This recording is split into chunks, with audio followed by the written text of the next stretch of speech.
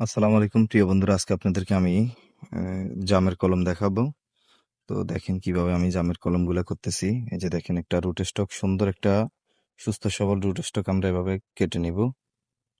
কেটে নেওয়ার পরে আমরা আগালটা সুন্দর করে শেপ দিয়ে নিব যেন উপর নিচ না থাকে।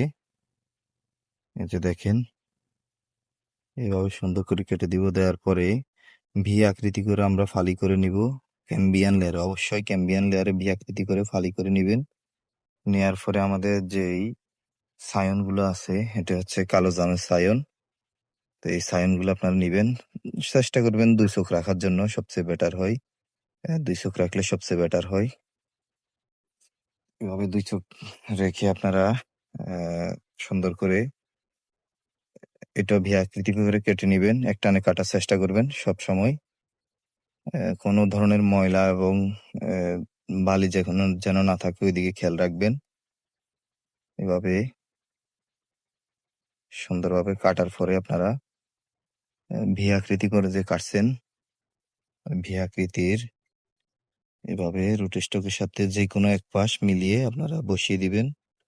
যেকোনো এক পাশ মিলিয়ে বসিয়ে দিলেও হবে। এভাবে মিলিয়ে বসিয়ে দিবেন।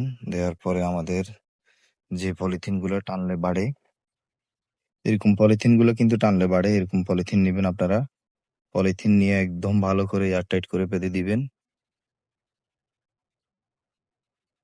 এই যে একদম গোড়া থেকে ভালো করে এয়ারটাইট করে বাঁধবেন। যদি এয়ারটাইট করে বাঁধেন সেক্ষেত্রে আপনাদের গ্রাফটিং গুলা হয়ে যাওয়ার সম্ভাবনা অনেক বেশি। তো বেঁধে দিবেন।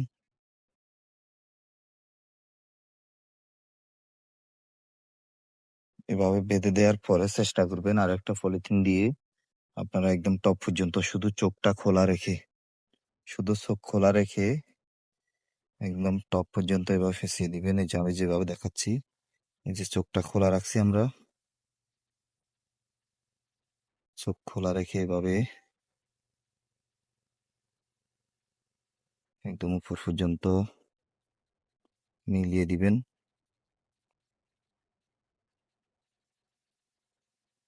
তো উপরে যে মাথাটা আছে ওই মাথাটাকে এভাবে সুন্দরভাবে ফেঁসিয়ে দিবেন। এই যে উপরের মাথা সুন্দরভাবে ফেঁসিয়ে দিবেন।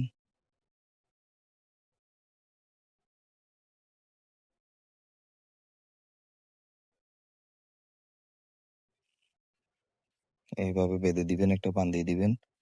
যদি আপনারা শেডে রাখেন, আমরা শেডে রাখতেছি, আমাদের পলিক্যাপ লাগবে।